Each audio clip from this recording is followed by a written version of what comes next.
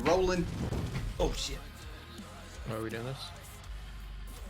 Welcome to the Hero Podcast. Oh fuck. Already scuffed. There we go. Music's way too loud. All right. Hello. We live? Hello. Hello. Welcome to the Hero Podcast, podcast number 2. I'm your host, Superhero Joe, and as always, my co-host, which way is he? This way. Dopehead Dennis. Dennis, say hello to the folks. Hello, everybody.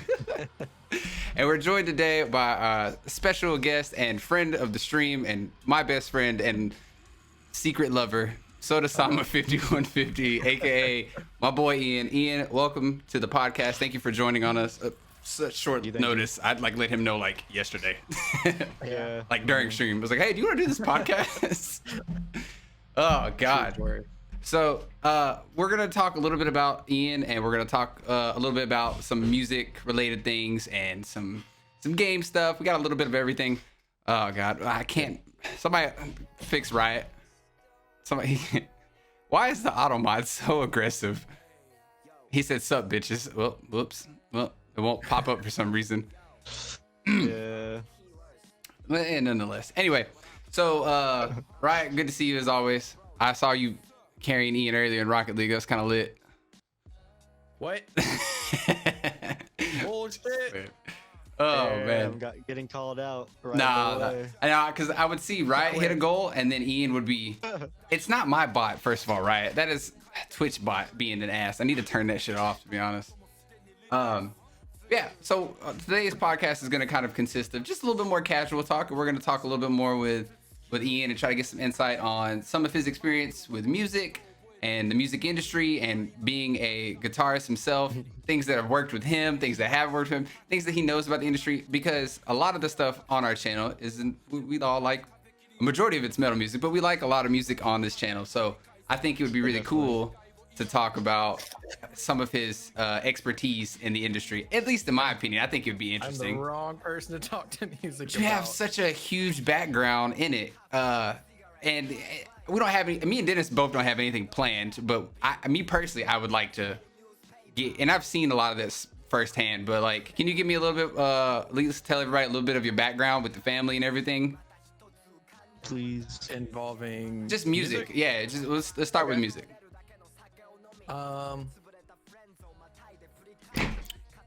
So my grandparents, all 4 of them, were super heavy into music. My mom's mom did like church singing, a bunch of stuff like that. Played a little bit of piano. My mom's dad played fiddle, piano, bass, guitar, banjo, all the good Southern stuff. Yeah. So I didn't know about the fiddle. I'm gonna keep it a buck. dude, That's pretty dope. That's pretty dope. my mom's got my grandfather's fiddle, and in the back of it is like a custom stained wood, like pieced together thing of like a Tennessee Valley with a river running through it. That's sick. And we're I've trying never to seen take this. It's put up in a safe. We're trying to take it to Antique Roadshow, but that's not important. That's a whole nother stream. So on my dad's side of the family, I don't think my grandmother on his side of the family was super into music. However, she did support my grandfather on his side of the family trying to play, and he was like pure country guitar and fiddle and stuff. So the guitar got transferred over to my dad. The piano got transferred over to my mom. My mom still to this day tutors piano lessons for younger kids and all of that. My dad, absolutely shreds, and it's stupid. Like, it's very dumb. It's so dumb because his hands are so big. He does like a 7-fret spread between these 2 fingers. Oh, dude, it's so annoying. Wow. I can't even. My dad's almost 7 feet tall. Hold on, too, so guys. he's 1 gonna have to second. walk Somebody's playing the knocking sound. It must be Chan. Yep, it's Chan. Thank you for the 250 bits for playing the realistic knocking during the podcast. No, I'm just playing. Thank you so much, Chan. I appreciate it. Goodness gracious. Let me get the chat box in here. For some reason, it's not on. Chat box. Oh yeah, you don't have the chat box up. I don't see it. I just noticed that as well. I got it. I did it. Good. Ugh. Thank you for the 250 bits for trying to scare me, Chan. I'm so desensitized to it at this point. For real. play it every stream. Like, Like Chan's nearly here. yeah. You gotta knock to exactly. let You get yourself that in nearly and every shit. stream. Oh God, it's okay though. It's all love. I appreciate it, Chan. Always knock before you go into the fridge because there might be a salad dressing. I just saw that TikTok today. God. Okay, anyway, Dad's a monster. Shreds. Yeah. He's the kind of person who's like, hey, I want to learn all of Van Halen. And then like a week later, he's like, hey, does all of the Van Halen I know how to play now sound right? And you're like, yeah, it does. I wish it was like a joke, like, oh yeah, he could just shred. No, this, I mean, for real, like his hands are really big and his fingers, no matter the size of the neck of the guitar, he can cover it with just one finger and just be good and just shred over the entire thing. And it sounds like you're going, you're like, what's this, like Buck Rogers traveling through time and shit. It's just fucking, it's time warp kind of madness that this man knows how to play. It's ridiculous. It's absurd. And my dad, I think, is the coolest person on the whole planet. And that's how I got brainwashed into liking playing music and music Brainwashed. things. Yeah, no, my dad was like, here's a guitar. And I was like, Dad, you're so cool. Thanks, man. Marshall, thank you for the gifted sub. That's 120 gifted subs from Marshall. Jesus Christ. Damn. Thank you. Marshall Chan, wanted me I too. do want your money. Thank you. I'm just playing. The knocking can just be aggressive. He said, Marshall said, no video games? Whack. Now we're talking on Sundays, man. We talk. Joe, when you gifting us switches, what kind of fucking stream do you think I'm running? I've been eating hot sauce and peppers for y'all's amusement. My asshole is not enough for y'all? Okay. I see how it is. Getting pied? Yes. God damn it. I'm having Vietnam flashbacks. Where I'm at your house, and every time you die, you get tomahawked. I don't want that. I don't want that at all. That's a funny story for another stream. Jesus Christ. Anyway, so yeah, my dad brainwashed me and started just learning how to play guitar around the age of 5, listening to everything he grew up listening to, plus the bands of the modern era. So at that time was like between 95 and 2005 before I really started venturing off on my own. You know, the usual Primus, Madonna, Eurythmics. Madonna. I didn't know you were a huge Madonna fan. All day. Get out of my face. I love Madonna. No. I agree. I love Madonna. In life, and this is what my dad says, and I quote, is to be hired by Madonna just so I can be fired by Madonna. That is shit my dad would say all day long. Dude, I fuck with it. Something to live by. Yeah, like that is the ultimate, like, let me set this goal real quick and let me fucking execute it. But yeah, no, I mean, I remember, I have memories of riding in my dad's 85 white Mercedes, just blasting, just full volume, pulling up to first grade, just John the Fisherman by Primus. Wow. Or like White Zombie. Wow. Or like just stupid stuff like that. My dad was that guy. Ryan had a question. He said, so Dennis and Ian, how has music influenced you guys? So I guess, what was the biggest, yeah, it is. I guess if we could dumb it down a little bit, what would you say is your biggest catalyst for where you guys are at with music, and like what influences you? Like for me, I would say it was the group of friends that I was around. Like, I wasn't really crazy heavy into it, and it wasn't until I met Ian freshman, sophomore year, something around that, to where I really wanted to explore different genres, and I felt comfortable getting out of my comfort zone, essentially. So that was my biggest influence, was you guys. Dennis, hit me first. Let me see what you hit me with. Pretty much had a similar experience. Definitely my friends all got me into like most of the music I got into, and then I started writing a little bit of poetry. Also influenced like me to like just venture out to more genres and shit. See what would inspire me. What kind of poetry? I never took you for a poetry guy. I don't even know. Like, yeah, like Cree. Oh, I okay. don't know what it's called exactly. Yeah, okay. I like slam poetry shit. That shit always was really cool to me. I always loved that kind of stuff. But slam poetry. Yeah. I can't lie. That kind of stuff made me like smoking something like that. Uncomfortable sometimes. What, poetry? Well, I mean, like slam poetry. I guess because it might have touched on like really serious topics. Yeah, and I think that's what I kind of agree, like gravitated towards. If I see it live, that's where I'm like, that's good. But like I can sit here and I've sat at my desk and just listened to it before. And it's been fun. So what would you say is your big catalyst in the end? I guess, like, what was the thing that, like, I would assume it'd be your family lineage, like, kind of just going back to what we were talking about. But so I can give you 3 in order. First of all, as I've just explained, it's my dad. and my mom just being the background support. But when I got older and got into the bands and was like really part of the music, it was the energy on stage, Yeah. looking at people, like, because you know how hard we used to go. Yeah. I mean, I'd be playing guitar and 360 backflip, no scope, 420 blaze it into the crowd. Yeah. Like, The minute Ian got a the little wireless thing for his guitar and it didn't was need any, over. bro. Oh, wow. You know how many it was times over. I would have to be like, hey man, you need to get back on stage, bro. Come on, dog. You need to chill. Hey, for real, swinging his heavy ass guitar, kind of a hazard in my opinion. I was more worried about the guitar than I was Ian, because our scene was really aggressive. I didn't want him to get hurt. So I was like, hey bro, get your ass back up there. Come on. The guitar I used to play, I broke like 2 or 3 times on stage. But anyway, the most recent catalyst that has affected me, I think the most, has been like I guess in musician terms, dynamics. Okay. In a way, because you can listen to like I grew up listening to like all these shredders like Eddie Van Halen and Paul Stanley and Ace Frehley and, you know, the whole shebang, the classics, Joe Perry, whatever. But like, but then as I got older, like I started listening to more mellow music. I guess because I came from such intense music, I wanted to mellow out a little bit. Started learning jazz, a lot more blues stuff.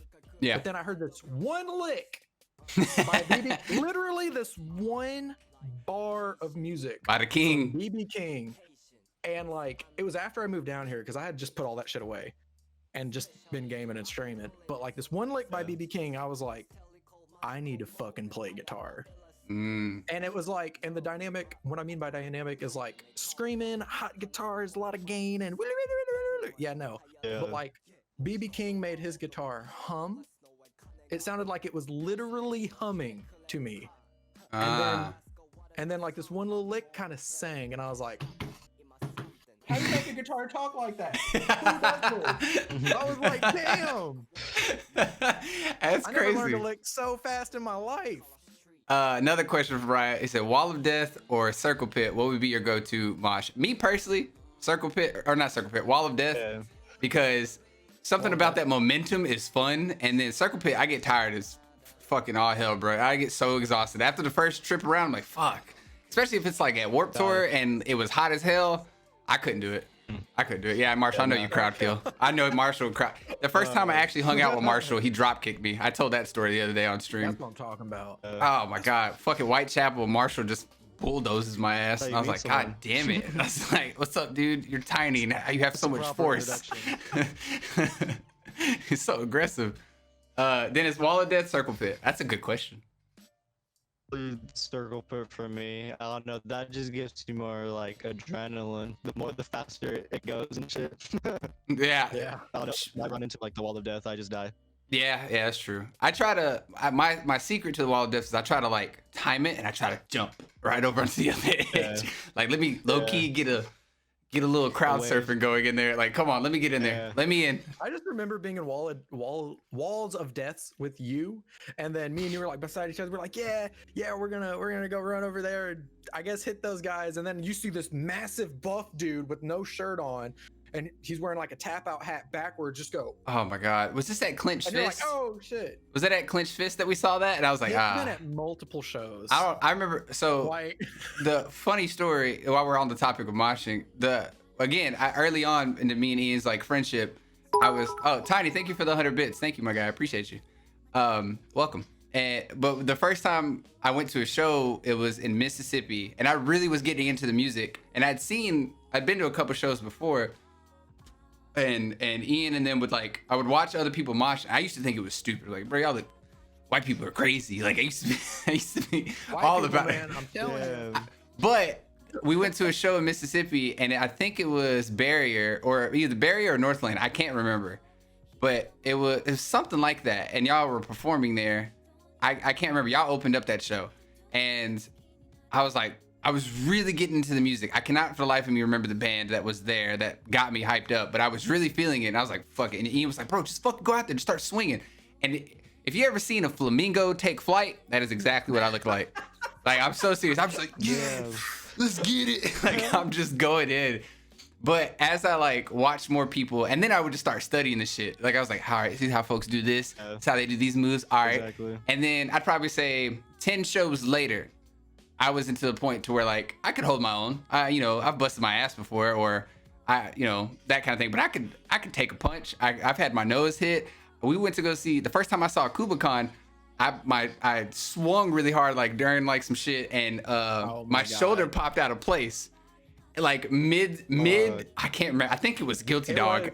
Mid set, and I freak out in the middle of the pit. I stop everything I'm doing. I'm like, Ian, come here. And Ian's like recovering because he just got done performing. And I was like, hey man, dumb question, but I need you to pop my shoulder back into place. Without hesitation, this is how much of a road dog Ian is. Without any medical training or hesitation in general, Ian just goes, knocks my shit in. And louder than the music, you just hear this loud. It just fucked me up. Who fucked me up? Jared's rated with a party of 5. What up, Jared? What up, gang? Welcome to the podcast. How are y'all doing? Hello, welcome in. He's mwah. But it was so cool because that was my first time meeting Matt Honeycutt too, and I told him about that. He was like this. He was so tiny, bro. He was a little man. They didn't really have a lot of merch or anything, and I told him, I was like, yeah man, I just popped my shoulder like out of socket during your set, and he goes, oh dude, that's sick. Here's a beanie. And I was like, fuck yeah, I got a beanie, dude. It was nuts. God, yeah. Watching, I started to pick up on like that whole scene really quick, and I really enjoyed it. Hey, Jared's chat, how are y'all doing? I hope y'all had fun. Jared, thank you for the raid, my guy. Good to see you guys. Good to see you guys. Welcome in. We're doing a podcast. This is our second podcast. This is Dennis. He's my co-host. That is Ian. He's our special guest. SodaSama. What up? Ooh, we in there. All right, so back on the topic of music. One thing I want to ask, and then Dennis, if you have a question, please by all means cut me off. I don't care. But Ian also, from what I know, again, being your best friend and all, you've worked a lot of shows. You've done a lot of pyro. I know you've done a lot of sound engineering and stuff like that. What would you say is the most difficult job working like as a stagehand or working with, anything of these extreme shows and stuff like that? You've worked like Rock on the Range. I know you've worked a lot of smaller venues. I know you've worked a lot of bigger venues. I can't think of anything off the top of my head outside of Rock on the Range, but what's like one of those daunting, like difficult tasks that running a show that people probably don't really understand? You know what I mean? So it starts off, what I'm about to describe starts off really rough. And I started doing it around the age of 17. Because that's just what my dad was doing. And my dad's like, hey, you want a summer job? And I'm like, bro, you trying to pay me? Because I'm in. I don't care. Are we killing? I run that shit. That's what I'm talking about. But anyway, spit me the detail. Yeah. So there was a band called, well, there is still a band. They're called Red. They're a Christian band. If anyone's ever heard of Skillet, they're just like Skillet, but just not as big. So same category. So we worked for Red for a very long time. And what being at the time, a pyrotechnic assistant, what that meant for me was I've got to get the gear off the truck onto the unloading point safely, and altogether it's multiple road cases worth. I have to make sure the perimeter, well, I have to know about all the product I have, and by product I mean any hazardous materials, concussions, flames, alcohol, butane, whatever the fuck we're using to make boom. I have to know about it. So I have to get it from A to B safely, make sure it's all there, know about the product, because each type of product has a specific perimeter that is, the not safe zone. So for example, with a 6-inch fireworks shell, it's about 600 feet. It's about 580 feet actually. And that's kind of how you can judge this kind of stuff. So I'd go around, set up caution tape, hang signs, hazardous material within the area. You must be authorized by blah, blah, blah, safety stuff, fire extinguishers in the appropriate locations, flame retardant suits, which is usually like just firefighter turnouts. Okay. And I have to do all of that, set up, and then the fire marshal of the state, who's approved to, their job is to make sure that we and everything we were doing don't burn safe. up. Exactly. It was safe. It met city like Compliances and shit. compliances and stuff. Because like for example, in Tennessee, if you're shooting a flame head, which is for anyone who doesn't know, if you see a rock and roll show and you just see fire come out of the ground like this, that's a flame head. Okay, yeah. In Tennessee, you can turn up it's just propane in that, by the way. You can turn up that PSI to like 20 PSI and that bitch it'll be sick. But if you run 20 PSI in like Colorado anywhere, because of the elevation difference, it will fucking hit the ceiling and go. So you just burn out. So you have to. You have to study for all that. Like, how did you? I was gonna say, like, how did you learn all that? Like, is it just like a literal like handbook? Yeah, a literal book. The do's and don'ts of pyro. Yeah, no, exactly. So there's a. How long did it there's a take book. you to learn all that? 3 years of just doing it. Okay. I was gonna say, like, was it all on like hands-on stuff or like working as like an apprentice? It was mostly hands-on, but when it became like really serious, when I started doing Winter Jam tours, and when we toured with Kid Rock a little bit, Lay My God. Oh, okay. Dope. We did some other tours here and there. That's when I like in between like trips, I'd be on the tour bus driving and just reading. Okay, I read the whole book. What am I doing now? Okay. I'll play Pokemon and then I'll do it again. And I just kept reading the book. And I had to have like something stupid like a few hundred hours of hands-on experience to even qualify to take the test to become a licensed fighter technician. That's insane, dude. Yep. Who joined? Butt cheek. I swear to God. You called it. Guess who's not a guest on the next podcast? Surprising. No, just playing. It's fine. I was gonna cry if he messed up my layout because I have y'all perfectly placed right now. Thank God it was just him. I wish I saw. Oh, I looked at it. It was a. Did anything? You know, I didn't. But it was like it's the cube look. Oh God. Oh fuck. Thank God it didn't fuck it up. I had to readjust the entire stream. Dre told me to do it. Don't listen to Dre. Dude, fuck Dre. I can't wait to see Dre because I'm a killer. Wait. I did not. Okay. That's amazing. He was bribed by Nathan. I believe that more. I believe that more than Drake. I don't know. Nathan's a little snake, dude. I like how you guys don't say anything until this comes up. God damn it. All right, another question from Riot that I think would be cool too. Would you rather be in front of a show or would you fight and battle your way to the front? Like, you know, like if you're at a show and you're watching a band, would you rather be like first in line to like at the front, or would you rather, you know, work your way up? Me personally, I don't really care. Like, there are specific people that I like. Like when I got to go see Zombie, I saw Rob Zombie. I paid to go be front row because I knew I wasn't fixing to go mosh with like fucking 40 and 50-year-olds. Like, fuck that. I want to watch the show and enjoy it and headbang. That's cool. But like, if I'm at something like when I saw Whitechapel or like Beartooth, I don't mind being in the back because I know I'll get in a pit or maybe crowd surf and get my way to the front, say what's up. You know, anytime I saw Bring Me the Horizon, that was my thing too. I just wanted to try to high five Ollie, and I was cool with that kind of thing. Yeah. But what about you guys? Dennis, do you prefer to be in the front? I know you're not as crazy as I am. Yeah. No, I'm not that crazy, but I still like to be up up just to see everything. I don't know, because it's still like that's like another show of its own, just to see how crazy the people get. Oh, true, 100%. Ian, what about you? You being on stage and off stage, like, what do you prefer? Do you prefer just to watch, or? I prefer to be in the back. Okay. Especially maybe not the very, very back, like at a huge show, not way back. Yeah. But like just by looking forward, I want to see everything. Okay. Yeah. And like I said, one of my catalysts for music is the energy. I want to see the pits, the bop, you know, the groove happening in the crowd. I want to see the interactions and stuff. You know, I might go forward. I might get in the pit. Maybe not anymore because I'm old now. That's how it was for me. Like, I saw ICP and I didn't want to go I didn't want to go see ICP. I just kind of got dragged there. But I was just at the bar and I was just watching, like, these motherfuckers are crazy. Like, I had no idea. God damn. Yeah, no, but that's how it was for me when like watching Kubla Khan play later in life. Yeah. At first I was like up front, I was moshing, I was tackling Matt Honeycutt, being like, do it to dog box first, you know, whatever.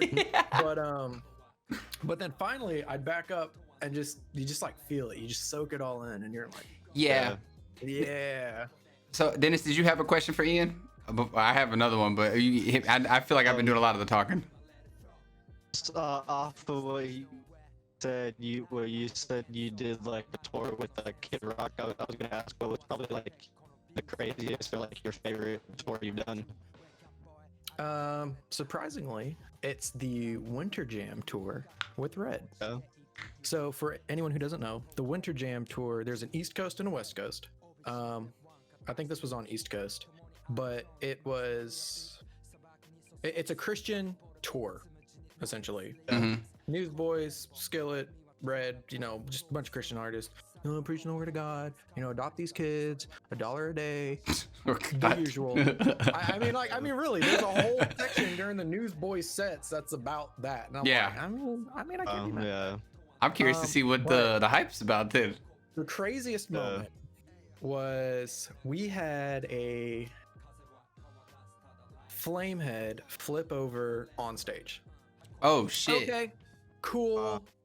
Not good. Was it facing the crowd? No, so it's fine. But it was like the back? Technically, it was facing the drummer. Oh no. Oh no. It was like, well, the drummer was also on a riser. Okay. When this thing went off, it hit the riser and just went straight up. So it was fine. I'm okay. And the drummer also has 2 flame heads behind him. And one of my jobs was to drench a towel in icy water and then throw it on his back and then continue my routine. Oh, that's what's up. Like, Keep him cold. Yeah, that's cool. Yeah. Fuck. So I was in an all black turnout and I see this flame head flip because the hoses are like this thick. They're like 1 inch, maybe 2 inch in diameter. And they ran out to the flame heads and that's how the propane supplied. But what happened is, one of the guys was running across, just doing his thing, just being hyped, and his foot caught it, pulled up some of the gaff tape holding it down, and it just kind of went like that. And I'm like, oh, this has happened plenty of times. Ooh. But so my dad's on the controls, and my dad's got his in-ears in. He's like listening, hit, and he's doing his thing, hit, concussion, boom. He's firing off all the shots. And so I wait. A shot happens. I turn my back. It's like fire, and I'm like, okay, cool.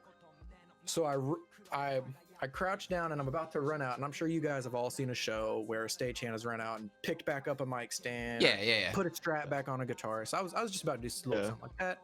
I had gaff tape already ready to go, and I ran out there and I look over and I see every band member while I'm out here, like mid-air, like air like this. And I'm like, oh shit, I messed up this hit. And I look at the flame head like this, and I mean the flame head's this far from me, dude. Fuck that. And I see the light go like this, and I go and I turn and I hold my breath and I look away and I look up at the drummer, and I'm 100% engulfed in fire, just a tunnel. Oh, like you've seen God. like Star Wars slipstreams through space. It's that, but fiery red. And I was like, fuck that. And I froze. That, and then I heard the music keep going, and I turned around, threw it up, tape, and I ran back, and then I laid down.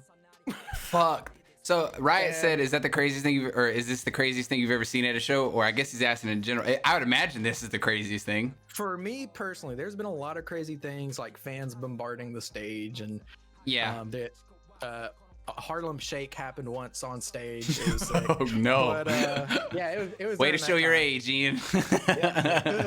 None of you kiddos know nothing about that. But like for me personally, that was the craziest thing. And like I didn't get hurt. My suit was singed a little bit. I had to get a new one after that. Dad came over to me almost in tears. He's like, man, I'm so sorry. Are you okay? Blah, blah, blah. And I'm like, man. So is my beard still here? I was to say, bro, are you a survivor now? Like, God.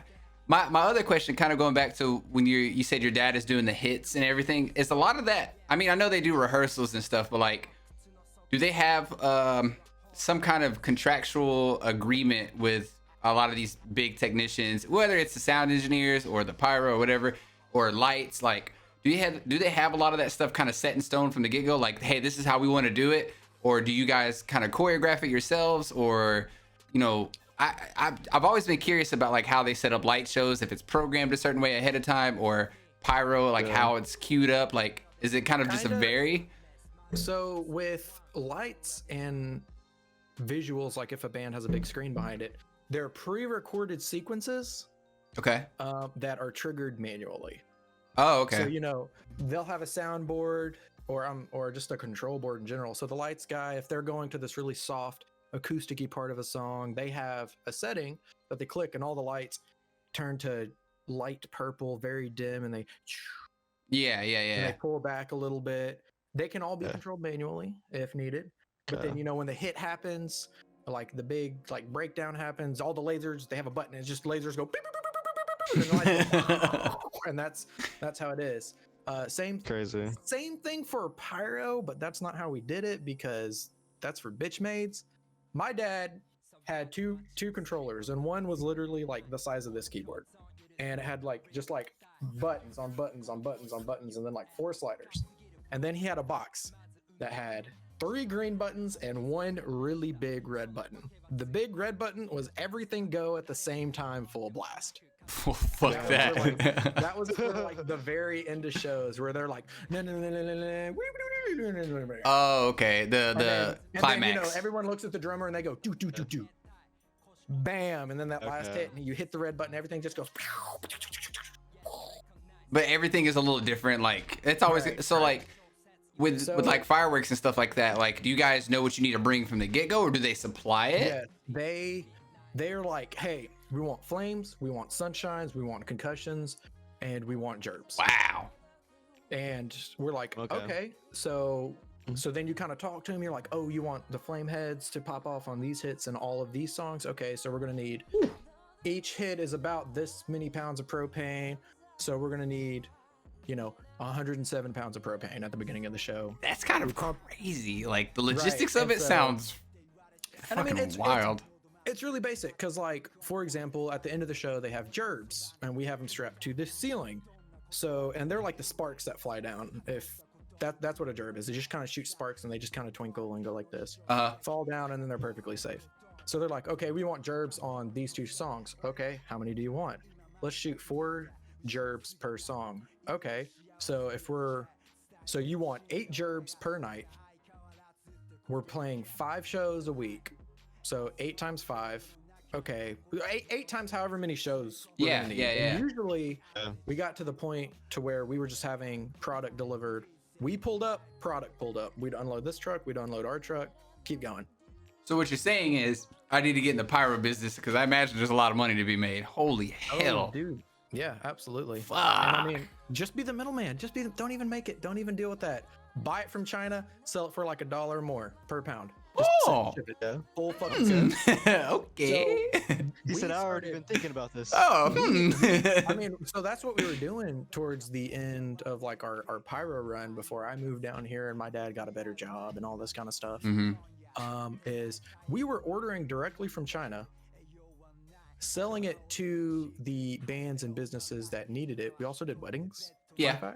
No, you did. You guys did a lot of 4th of July stuff. I know y'all did a lot of holidays and stuff. Started on that PTSD-inducing shit. I'm sorry. Okay. God, I hate the PTSD. Not PTSD. The 4th of July shows. Cool. What happened with that?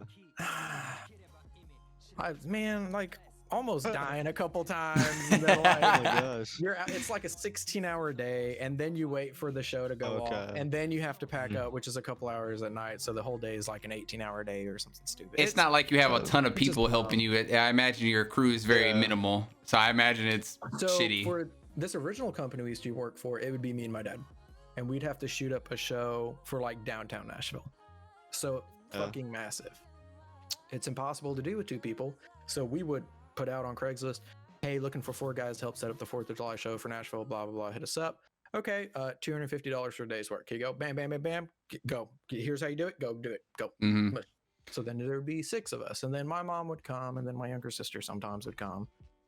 And, you know, whatever. But later in life, when we became like self-contracted, a company out of Roanoke, Virginia hit us up and was like, hey, you guys are really good. You got a lot of experience. We actually met them on a Winter Jam tour.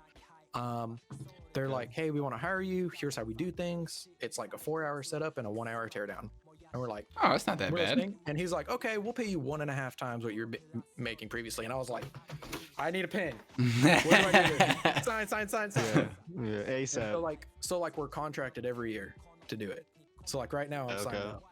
I was gonna ask, like, are you guys still running stuff? Yes. Well, I mean, COVID and all. Got canceled due to COVID, but because we were contracted, I still got paid. Oh, that's Oh, okay. sick. That's badass. Yeah.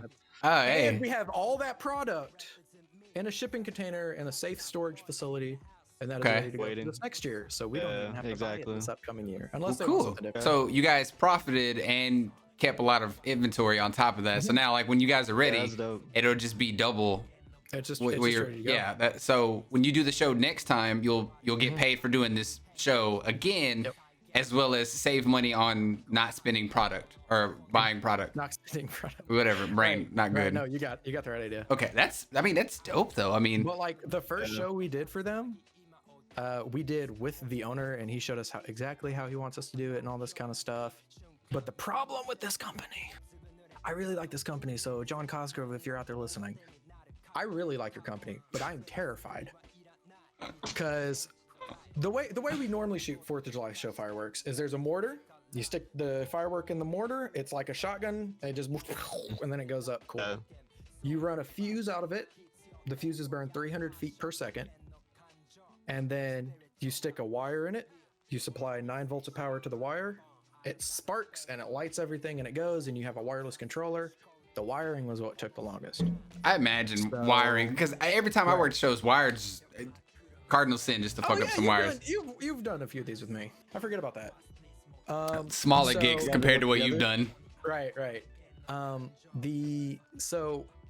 This other company, they skip all the wires. Uh-huh. What they do is they take I need like a tube. Wine glass. So they take the mortar and they run the fuse out of it like this. Okay. And then you kind of flare it out and you take the tip off so that the actual fuse, black powdery fuse, whatever material is exposed. And then what you do to light it is you take a road flare, you ignite it. Yeah, we all know what a road flare is, right? Yeah. The bright red stick. Okay. And then you just walk up to it and go, bam! Hell no. That's Damn. kind of scary because when you have a 6-inch shell, like one of the big boys, that's a firework that when it goes off, that's what you feel right here. That's one of those big pops. Ooh. That's one of those big boys. But the cool thing about them is standing up, they're about here on me. Cool. So, you can duck down and you can go pop and it goes, Yeah. and it's over That's there. sick, But though. Keep in mind, all of these fireworks are about 1 arm's length away from me. So if anything So- bad happened, it's a wrap.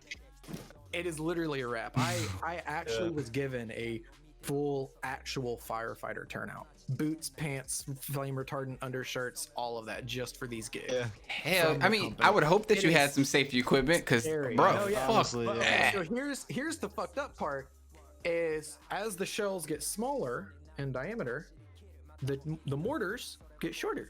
Makes sense, physics, blah blah blah. Yeah. But we shoot as small as a 2-inch shell. So 2 inches in diameter. Tubes are about this tall. Okay. So you like crouch down and lean over and you fire it and you turn away when it goes off and it's cool.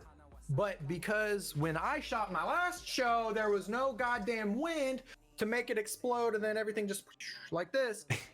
Embers and lit pieces of paper on literal fire were falling down around me.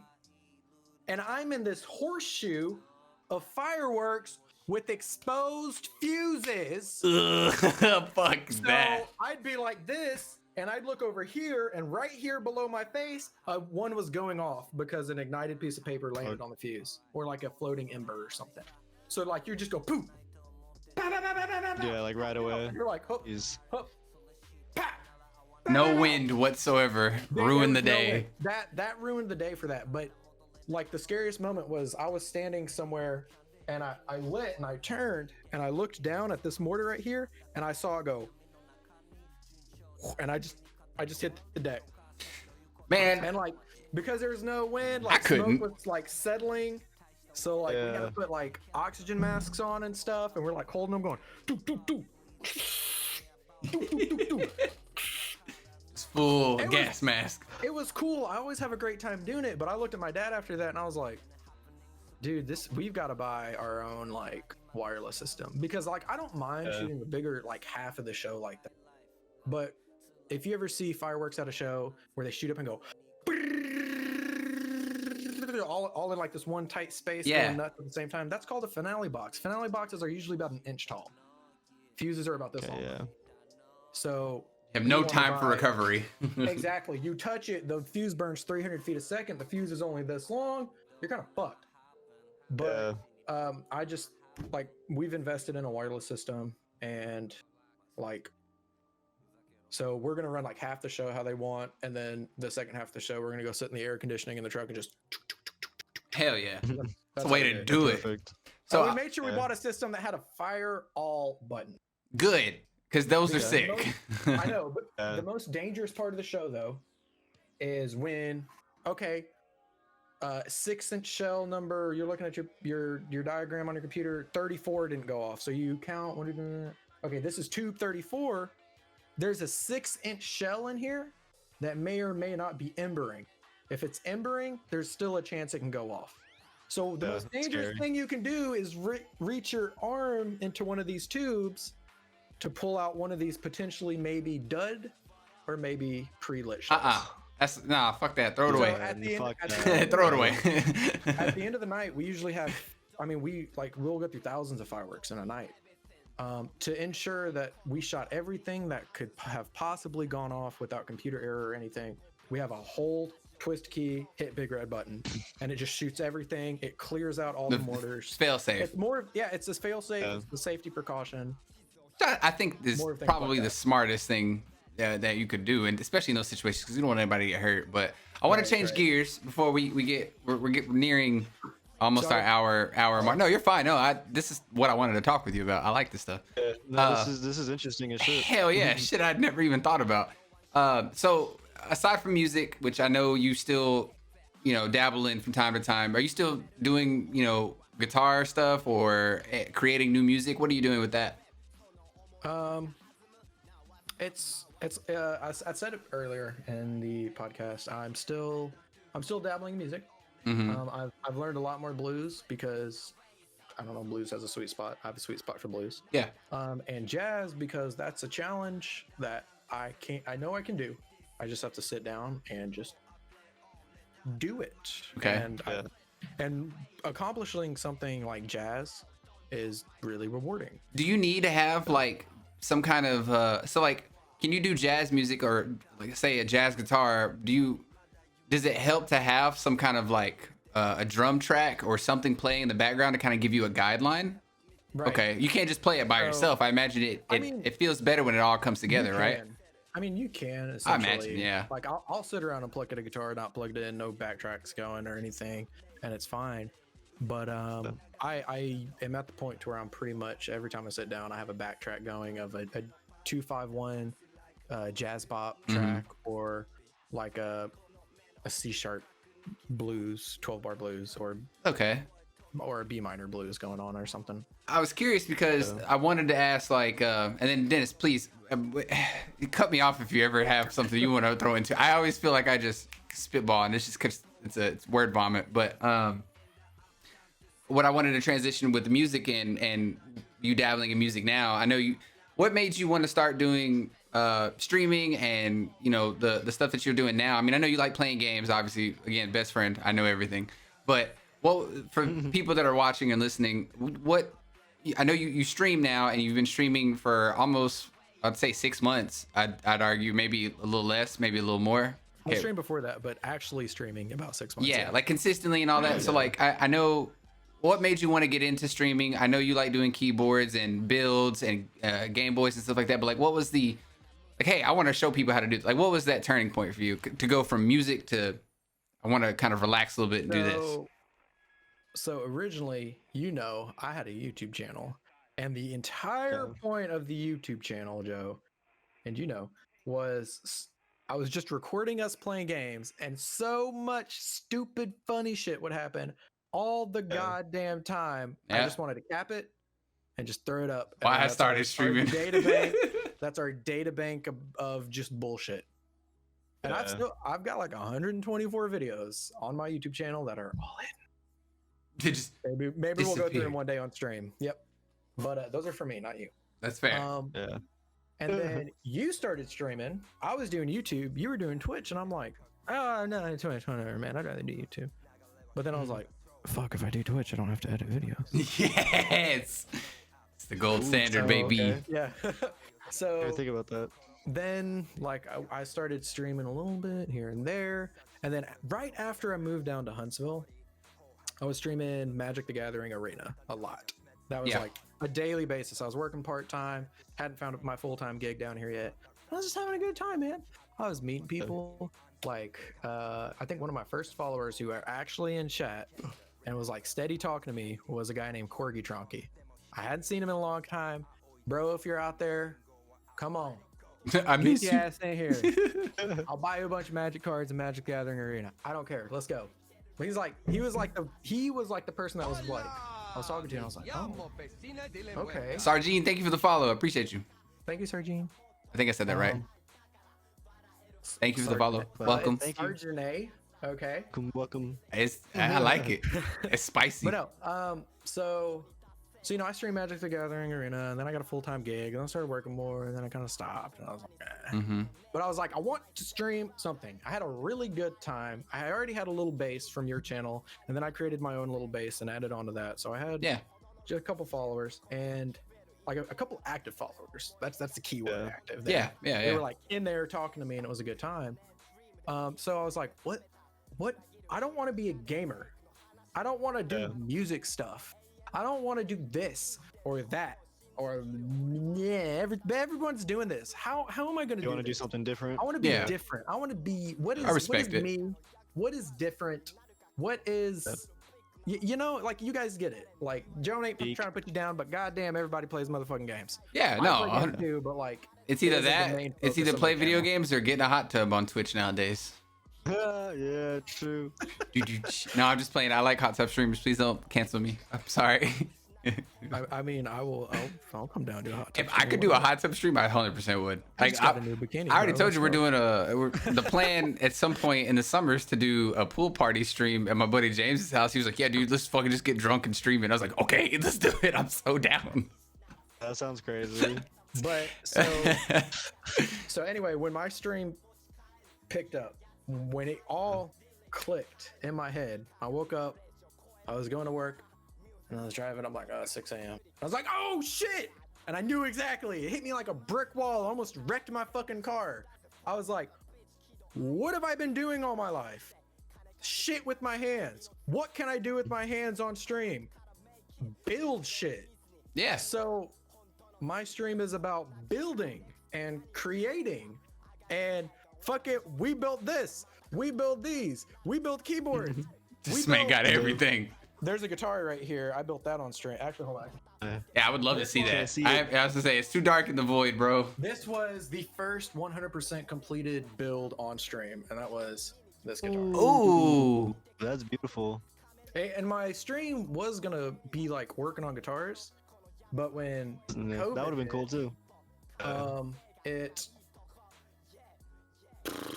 it you know, money got tight, jobs got slowed down. Corey was out of work, not out of work, but she had been like sent home. She was still getting paid, but things were weird. Things were hard for everybody. I like that you're a jack of all trades with this stuff though, and you didn't just stick with one thing. Because if it was just all guitars, I mean that'd be cool, but that's a very specific audience. At least you kind of open up your options. But now I build Game Boys, but like so. Well, you know what I mean.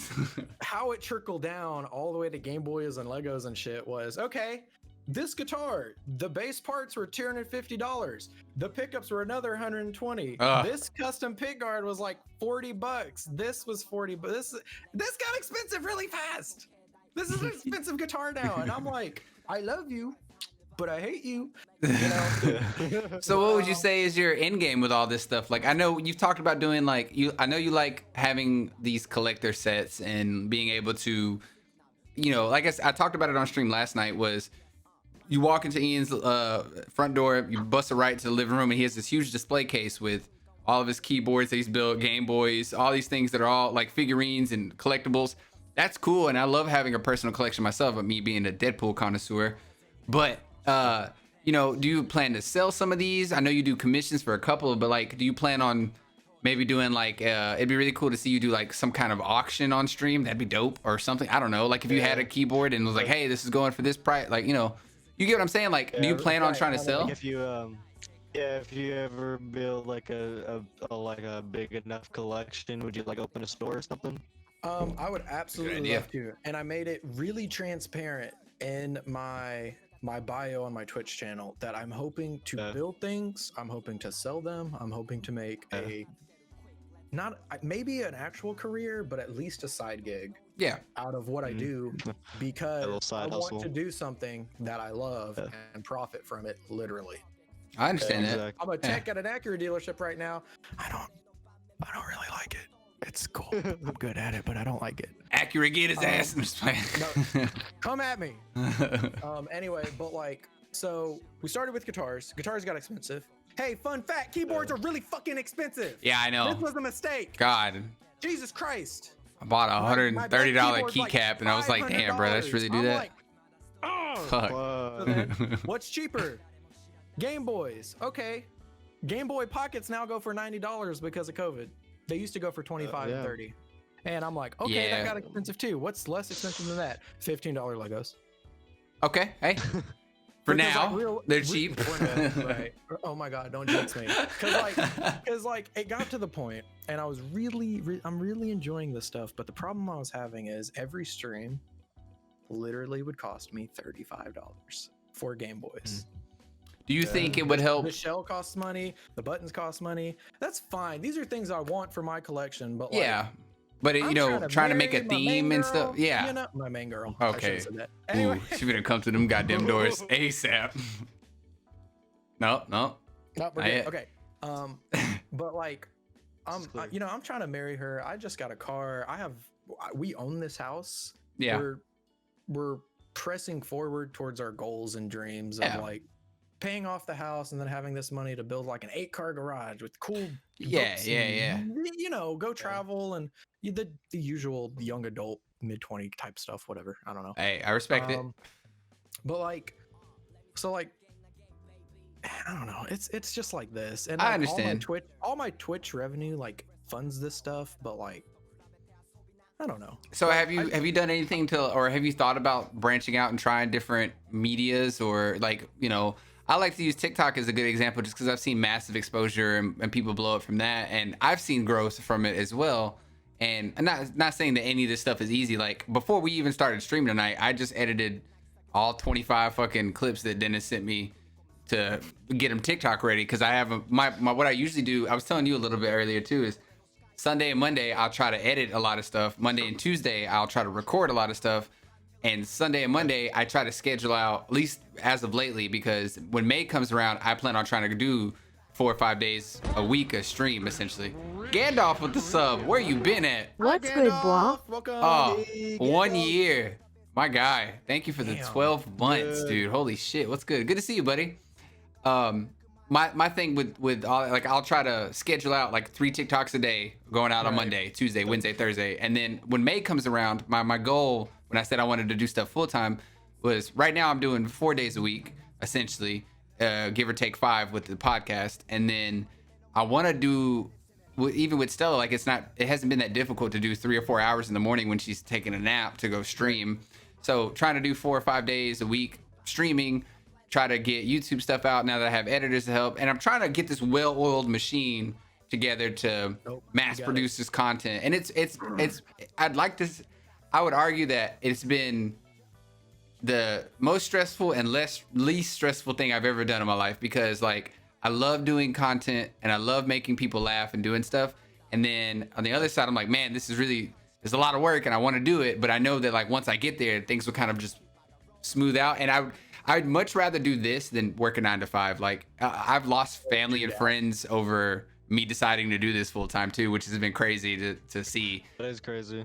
Well, because people think it's stupid. People don't think it's a real job. People don't think you can make anything out of it. And my favorite thing in life, I have a lot of favorite things in life, but I'd probably say my most favorite thing in life is proving motherfuckers wrong.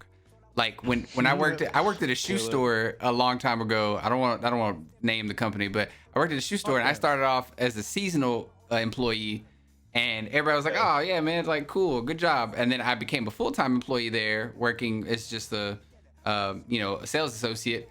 And everybody's like, "Oh, okay, cool." And then I decided not to go to college and work as a store manager there, and they were like, Why would you do that? That's a dumb idea. Like, and I was like, oh, it's good money, blah, blah, blah. Turn around at 18, I move out my house, I get my own place, and then I move across states to a new city and new state to you know, to be one of the #1 managers in my company and all that and blah, blah, blah. And it was cool. But it was just proving those people wrong and being like, hey, no, I'm fine. I don't need handouts. I don't need people to help me out doing stuff. It's the same kind of concept here. Like, I spent the money on the equipment. I spent the time learning the stuff. I spent the time to put in the work. So like, fuck you. I'm gonna be fine. This is my career path that I've chosen, is to be an entertainer or a safe haven for people to come and kick it. I see people in chat. Hi, Corey. Hello. Well, you guys were on Twitch this whole time. I would have been on here way earlier. Yes, ma'am. Riot, good to see you. Oh, no, Riot, you've already been here. Bleh. Honestly, I didn't even know we were gonna be on Twitch. Gandalf. So I was like, oh. Kyle. Kyle's in here. Kyle, I'm still mad at you for Soul Calibur last night. That wound has not healed. Anyway, but what I'm getting at is, for me, content creation is such a cool form of expression. I get to make the stuff I want to do. I'm shooting a commercial tomorrow from our merch tomorrow with this green screen. I can't wait. And no one is helping me with it. I'm filming it, and Stella's gonna be right over here in the corner watching me film it, because you know I'm a stay-at-home dad, but I make the content I want. I make the shit I want, and I know it's gonna make somebody happy. And that's why I'm saying, like, have you thought about doing stuff with TikTok? Have you thought about doing stuff with YouTube? Have you, you know, given it, like, I know people that do aesthetics TikToks that like just record their shit very elegantly and stuff, like I did with my Go XLR recently, and get thousands of views and stuff like that. Like, have you thought about like becoming like a, you know, collectible YouTube channel or a collectible TikTok, you know, like things like that? I've thought about it, but with what I've learned and everything I know, I am so minuscule in the sea that is keyboards or Game Boys or, you know, whatever the hell I choose to be doing it. It's hard to put out something like that hasn't already been seen, because I don't have a pristine, perfect condition, unopened 1989 Game Boy DMG01 with the original copy of Tetris. A lot of words and letters you just used. Holy fuck. This brand new in the box, unopened. Corey, she does, by the way. I'm sorry. But she does. Absolutely already does. Has the Superhero Joe onesie. That was like the first thing I bought her. Are you kidding? Are you kidding me? But, who are you talking but to? yeah, like, so there's nothing new, nothing different, nothing that I feel creative that I can offer those people in that sense. Well, so I mean, like, I get it. You know, I could do my own thing. I could do it my own way. But like, what? Oh, hey, look at this. Thanks for coming to my YouTube channel. This has been my TED Talk. Bye. Well, you know, like, I've seen you could break it down like what you put in. I mean, I think the thing for me is like people talk shit on like PC gaming 4 or 5 years ago. Do you not remember, like, when you were getting me into PCs and you were like, yeah, man, this is gonna be cool. This is gonna be dope. It's way better than console. And I was like, you were fucking stupid. There's no way I'm gonna get a PC. I like my PlayStation 4 or 3 or whatever the fuck I was using. And then turn around 5 years later, PC gaming is top dog in a lot of people's eyes. There's RGB everything. Companies have been bankrolling in money right now, and it's crazy. So like, and I've seen more aesthetically pleasing TikToks, for example. I'm gonna keep using TikTok because I'm on it all the fucking time. But I see like setups, like people showing off their entire stream rooms. I see people doing specific things with their computers, or like I saw a computer in an aquarium. The computer was built in an aquarium, and it was used with mineral oils. Yep. Fucking insane. So like aesthetically pleasing, like I wouldn't even say ASMR, but ASMR like stuff is on the rise. And not only that, but like, you see, what I'm saying is you can never predict a trend. So like, there's nothing wrong with you being a trendsetter though. Right. No, and I understand that entirely. So the issue we've talked about this. We've had these conversations before. I am 100% understanding and on the same page as what you're trying to tell me. Yeah, no, I know. The thing is, though, it's making conversation essentially. I told you, I just got done telling you about everything. Like, I have goals, I have dreams, I have my girlfriend that I want to marry and get engaged to. She knows this. She's here. It's hi, babe. How you doing? Spoiler. Whoa! I want to do all this stuff. I've got a a freaking baby of a dog we have to watch over 24/7 now. She said, "Ew, gross." Yeah. But like, damn it, Corey. I've got all of these responsibilities to build kind of this dream life that I had always dreamed about, and those aren't Those are really priorities things- right now. But Like, yeah, those aren't things I'm willing to give up or I take away understand. time from. I understand So that. the Definitely. reason, part of the reason my streams are so short. So like today, I streamed building the Audi, and we played some Rocket League after that. Okay. Is That thing's like, clean, bro. I'm not gonna lie. was Hey, like- show him it the was Star Wars, the Luke you got. That shit made me so happy. hold on, I had it over here. He's like, I had a spare Star Wars Hey. Luke, and I was like, I fuck know, yeah. and so like, I mean, I just kind of throw them in the Audi, and I put the bam. Now it's an X-wing. There you go. Wait, no, I can't get that back together. It's fine. It's fine.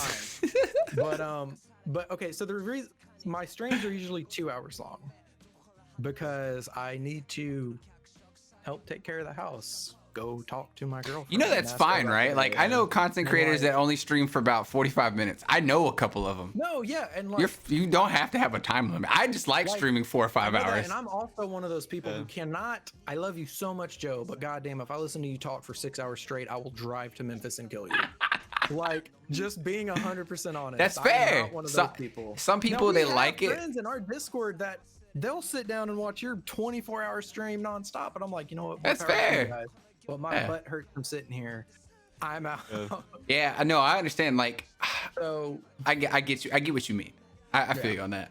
That makes sense. But I mean, so it's like, just. yeah, I just But at the same time, you and me know how to break away from a lot of stuff. You know, like I've taken time away from streaming. I've taken time from, you know, back and forth with gaming. I've taken a couple of breaks from streaming, gaming, YouTube. I've done all that. But like, because I value my time with Stella tremendously. So I mean, and I have to factor that in 100%. Like if you know, God forbid, because I don't even want to think about it. But like, if Stella was not here, and I never had Stella to begin with, I mean, I would probably be doing the same thing. But now that it's here, this to me, Stella makes streaming that much more important to me. Like I want Stella to grow up and be like, oh, my dad did whatever the fuck he wanted and like chased after his shit. That's been my driving force for all of this. Like, what makes me okay with cutting off family and friends is y'all don't matter no more, bro. It's Stella. Stella's the only opinion I care about. Like, I love Tavia too, and I value her opinion, but like, I've told her time and time again, like, if there was a hail of gunfire, I would use Tavia as a meat shield to guard Stella with the. And I told her, I was like, you better do the same shit for me too. Like, you better use me as a meat shield to protect Stella. Nothing fucking matters to me. Worst way to put that. That is the perfect way, okay? When you have a Right, it child, you makes will sense. understand. Like, nothing matters except for what Stella has to say to me. Like, I don't care. Like, anytime we were in IKEA yesterday, before I even started streaming and everything, we were at IKEA to go get some stuff for Tavia's room, and there was a person there with a. Okay, Gandalf, that's a little excessive. Yeah. 5 gifted subs. Yo, we're at 99. Let's go. Let's go. Gandalf, thank you for the 5 gifted Joe subs. said when he gets to 100, he'll dye his whole head hot pink. Just put You know, that out I'd be there. down with pink. I was gonna do purple, but I'm did down with say pink. Joe said it. Hey, what's your sub go, Ian? Hold up. I wasn't gonna mention it until you said some shit, you little bitch.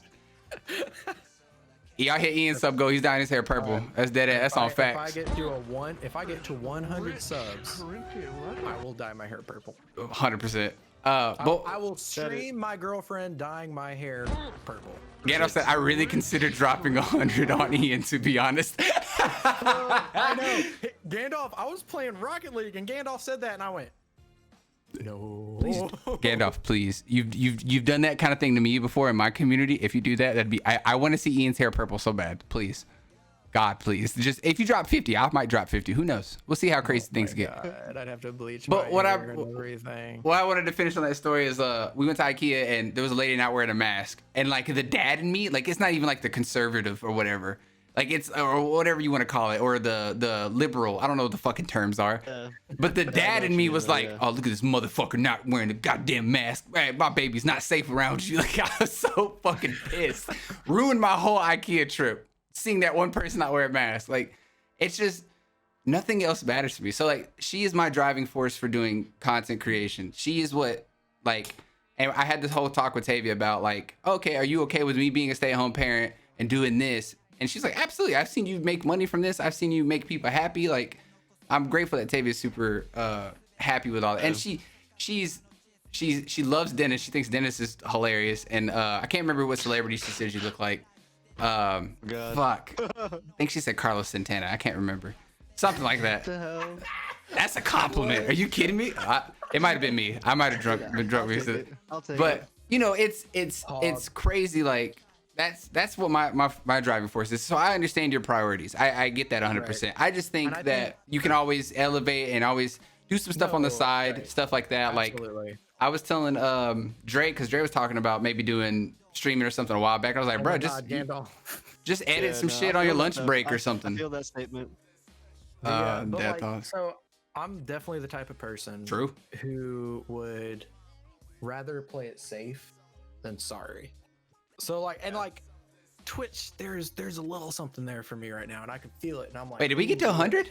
This is nice. We're at 100 subs. When did we get another gifted sub? Hey. Yeah, when? My man. Go. Thank you. 100 out of 150. We get it. Oh, Corey subbed. Let's go, W. Let's go. But it didn't pop up. I didn't see it pop up either. But thank you. Thank you for the gift. Thank you for the sub. Your thing didn't pop up in my stream earlier. Yeah, I don't know why. That Twitch has been weird. And like my viewer count has been going up and down because Twitch fixed the bug where like it wasn't showing like accurate viewer counts. I looked into it last night because the minute I started stream, it said like 50 viewers, and I was like, oh fuck, I'm getting view botted. But I looked into it, and apparently they just rolled out some kind of updates where like you can see who's accurately clicking and off clicking, or clicking and then like scrolling on their phone to another website, and then, you know, that kind of thing. Or so Yeah. cool. I bought it. Pretty So cool, you dye your hair pink. Oh, okay. Hey, if pink is what we want, we can do pink. I'd be down with pink. I'd do pink. I mean, we'd swap up. I love you too, Corey. I know that. But I'm 100%. We can do all that. But I what I'm saying at the end of the day is like, I understand the priorities. I get that. That makes a lot of sense. Yeah, definitely. Now I'm doing Twitch. I love Twitch. I'm still pushing. My push isn't as hard as like yours is or anything. But I mean, you've also been doing it a long time. Well, I mean, I was never doing it like I was never doing it like this. Like I was at one point I was streaming maybe once or twice a week, and from a laptop and my Xbox. Like I'm just now getting to a point where I feel comfortable with my setup to where I can broadcast and it not look like shit. Like I wanted everything to look good. So it took me a while to get to this point. I'm not gonna. I've just passed my 3-year anniversary with Twitch. So, fuck. Anniversaries. Are you only streaming on Twitch, or are you still making videos on YouTube? I am now only streaming on Twitch. I've debated just recording full streams and just starting to dump them on YouTube. But like, I'm already something like that, or just, you know, the whole stream unedited, just throw it on there. But like, I'm like, it's already, it's not a burden, but it's more work. Not more than I want to do, but like after a 9-hour day at work and then coming home and then promote, 3-hour stream, promote. Love you, Gandalf. Thank you so much. Sorry. Save these clips. Have a good night, Gandalf. Bye, Gandalf. Love you. But like, it's just like, that makes my day like really long. And I'm definitely the type of person who has to come home and just go slap, you know, fucking like, absolutely. Just fucking shut absolutely. down. Oh man, well, my argument, I guess, towards that is like, what I wouldn't even call it an argument. My counter to that, I guess, is like what I used to do. I don't really do it anymore, but I would like, especially Twitch VODs. Like I would, if I'm getting ready to get off for the night and I'm done streaming, I'm done playing games, I would upload the VOD or download it, then upload it, and then I'd go to bed. And then when I came in here in the morning, I would just title it, blah blah blah blah blah blah blah, and that would be like the way I did it. And the only reason why I would say that's a good idea is because sometimes there's people that don't. You have to think about how many people are actually active on Twitch and how many people know the website and know how it operates versus everyone knows how to fucking work YouTube. So people who want background noise and stuff like that, if you can kind of get a following, well, I mean, there's plenty of people's VODs and stuff that like Summit1G, he's a Twitch streamer, and not saying that I won't go back and click on his VODs or watch his stream, but like sometimes his YouTube videos are 45, 1 hour, maybe 2 hours long, and I'll just listen to him play Sea of Thieves or something while I'm working on something because he's fucking stupid.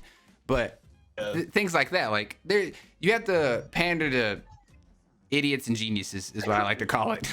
Right. Some people know how shit works, some people don't. So you have to kind of finesse around. You have to cater to those audiences. Like my mom's not gonna be on TikTok, but I'm not trying to pander to that mom audience. I'm trying to pander to my audience, and Exactly. No, that's the finessing of it. I think I'm still trying to find my balance in work and the things I find important and the things I want to do in my life, and just kind of definitely. Yeah, you shouldn't short your life the balance. on that. Yeah, 100%. Because doing the morning streams, it's been nice that like when Tavia comes home from school and you know, she's been teaching a class all day, I'm not like, hey, here's the baby, I got to stream. It's like, oh hey, look, I've already streamed for the day. Me and Stella had a great stream. Blah blah blah. What are you trying to do today or whatever? You know, it's freed up a ton of time, and that's made my relationship a little bit nicer. And me doing like chores around the house and shit like that, that's not like an issue or nothing. Like, I mean, shit I was already doing beforehand. Now I just kind of the dishes. I fucking hate dishes. I had to do dishes today, and I fucking hate like dishes. My one job in the house. Dude, my hands were so goddamn pruny. I hate it. Oh fuck. I'm having my PTSD, Ian. You fuck. One of the reasons I took a break recently was because I got a promotion at my job, and so I was trying to make sure I got my groove down before I started stacking everything else back on top of myself. But I got off at 4 now. I come in, I crack open a cold one. I'll go sit out on my back deck, look out at the yard like an old man, sit there and talk to Corey, and it's great. Yeah. And then I'll go play games or whatever I got to do, and then we'll reconvene for dinner and sit and talk and watch a movie or something. Yeah. That balancing is good. And like I got a groove going. I'm trying to now that I'm really comfortable, especially with the new dog. Whoa, he's a handful. I saw him last night. The zoomies was strong with that one. Oh my god. He picked up a candle today and was running around, and I'm like, can you not? What are you doing? But yeah, like just like it's really just finding the balance. Yeah, and the last thing I'll say before we close out the podcast, and I know I'll let everybody do their little closeouts too. The best thing for me, and I'm getting better with it now, is consistency and communication. I try every Sunday and Monday to release a schedule on my Discord so everyone knows what I'm doing. I try to talk with my mods on a regular basis. I try to, you know, I talk to the editors as much as I can, and then obviously they're friends of mine, so I talk with them, you know, day to day anyway. But I try to, communication has been the biggest thing for me. And once I get to a consistency that I'm comfortable with, like, again, Stella's growing. So like trying to like figure out, oh, she's around this time, she wants to take a nap. Around this time, we got to eat. Around this time, I got to do this or change a diaper or whatever. And as she grows and gets older, I got to figure all that stuff out and grow with her. And that's been the biggest challenge. But ultimately, she's such a chill baby that I feel comfortable getting more and more of a earlier schedule out. And I've been trying to get myself trained to like go to sleep early so I can wake up early and stream early and do that. And some days it's good, some days it's bad, it just depends. But communicating with your community as much as possible has been such a good thing for me. Like Ian, you spam your Discord like, hey, this is what I'm doing today. And the people that do care about the content, Gandalf is a good example. Gandalf is one of those OGs from my stream that not saying anything bad about him, but he's permanently over on your stream more than mine. And again, it's not a bad thing. I'm happy for him. That content resonates with him better, and he'll come in and drop 5 bombs on me like nothing, like he just did. And I love that. But he fits in with your community to a certain degree that he's a diehard. I'm sure you have other diehards that want to see you succeed. So being as transparent as possible has always been something that I look forward in a community, and what I like about Twitch and streamers. And I follow a lot of my favorite ones on Twitter, and I see their updates and I know, okay, they're not streaming today, and that just makes things better for me and makes it easier just all around. So and no matter what you go through, just if you're transparent, your diehards are going to care. Like Dennis found me on YouTube, and Dennis is now a co-host. Your diehards will care for you. And I feel that entirely. And like when I was doing when I got into streaming and I saw the light, and I was like, I like that. That's some good shit. I want more of that. I was like, and like not even money. It's nothing about money at that point. I was just like, look at these people. Look what I'm doing. This is all amazing, and I want more of this. It's really cool. Because you and me are people. We're people persons or people. I don't know what to call it. Goddamn cool. It's very nice. So you were like, Ian, you need TikTok, you need social media, you need Facebook, you need to get Discord, you need to go promote and all this stuff. And I'm like, yes, sir. Everything. You got it. Yeah. And I was on it. And so I'm looking at my Twitch analytics right here. The month I was 100% consistent. I had a post on Twitter every day. I'd make sure I'd comment 5 times on Twitter every day. A post on Facebook, comment in Twitch communities related to topics that I am interested in, such as Game Boys or keyboards. You know, I was just on it. This community, this Discord, you know, posting updates, updating my Twitch channel, you know, graphics, right. You know, all that kind of stuff. In the month from November 27th to the December 26th, I got 49 followers. Yeah, you were grinding. Yeah. It was fucking crazy. A really stressful time in my life because of the holidays. Yeah. But it was okay. But like I had a whiteboard sitting right off screen over here, and I had 2 months worth of shit planned out, you know, November 28th, I was doing this with these parts, this much, yeah, blah, yeah. Blah, blah. And that's good. That's good. I had consistent packages coming in. So at the beginning of every week, I'd get a package full of Game Boy parts, and that's what I was doing for the week. The next package was keyboard parts. That's what I'm doing every week. And then boop, boop, boop, boop, boop, boop, boop. And I'm just taking care of all this shit. And finally, like I had said earlier in this podcast, I was like, okay, I need to pull back on this so that I can focus financially on some of my own priorities, such as my house or the new car, or you know, just priorities, you know. Yeah. Fix the roof on the house, fix the siding, you know, because we're also renovating the house currently. Yeah. Like we don't have carpet on our bottom floor. Yeah, you don't want to cut off any of that personal stuff because the personal stuff is important. So definitely. So I'm trying to do it like every other week now, but just what is this?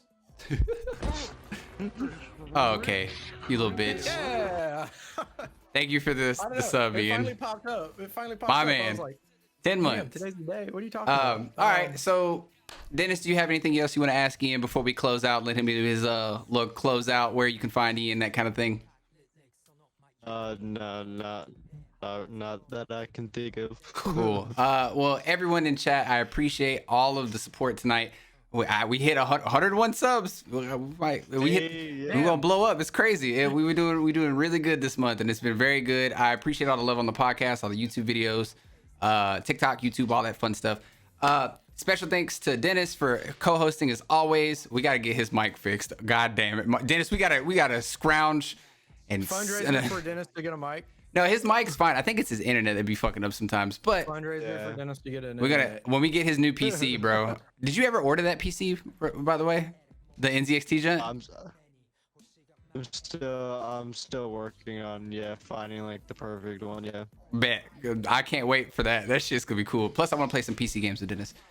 Special thanks to Dennis again for being my co-host.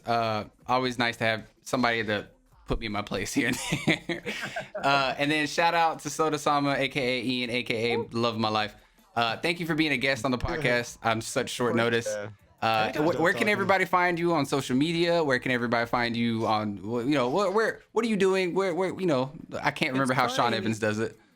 It's funny you should ask, because what I've just posted in chat, you can find my Instagram link where you will see everything that we do on stream, all of these completed products, such as Game Boys.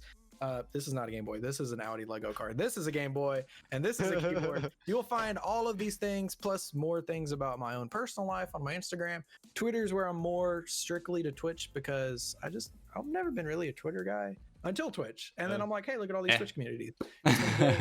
And then also posted down below is my personal Twitch channel, where I stream every Sunday, 11 to 1, 2-ish, depending on how I feel. Wednesday, 6:30 to 8:30, and Saturday, 4 to 6. And then you will always catch me in Joe's streams. 100%. All right, thank you guys so much. I'm gonna close out the Discord call. I have to pee. I always end up having to pee after these things. I love you guys. I'll see you guys next. We're off next week on the podcast. The week after that, we're gonna have Marshall on the podcast. So be on the lookout for that, you guys. I appreciate you guys. I cannot wait to hear that. We out of here. Good night, guys. Bye.